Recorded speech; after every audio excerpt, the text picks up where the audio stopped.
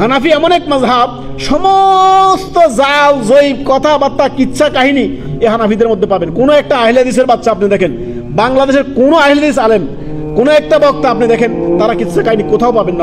আপনি খুঁজে দেখেন, একজনের কাছে আপনি কিচ্ছা কাহিনী পাবেন না। দলিল ভিত্তিক, হাতু বুরহান, প্রত্যেকটি কথা কুল হাতু বুরহান, দলিল ভিত্তিক কথা বলছে। কোরআনের কোন আয়াতে আছে, হাদিসে কোন হাদিসে আছে, হাদিসে সহিহ কি জয়ীফ, হাদিস।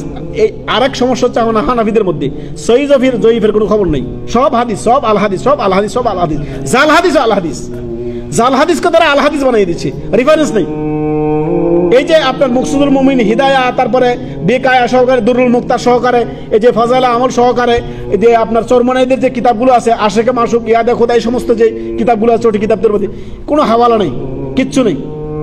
সব বড় হুজুরে লিখছে, বড় হুজুরে লিখছে, বড় হুজুরের কথা আমাদের দাদা হুজুরে বলছে। দাদা হুজুরের কথার নাম ইসলাম। দাদা হুজুরের বাইন মাছের কিচ্ছা বলে গেছে, দাদা হুজুরের খরগোশের কিচ্ছা বলে গেছে, হরিণের কিচ্ছা বলে গেছে, বাঘের কিচ্ছা বলে গেছে। এগুলো ইসলাম নয়, এগুলো ইসলামের নামে শুধুই গাল গল্প, বাস, শুধুই গাল গল্প, বাস, সহজ কথা। আসুন।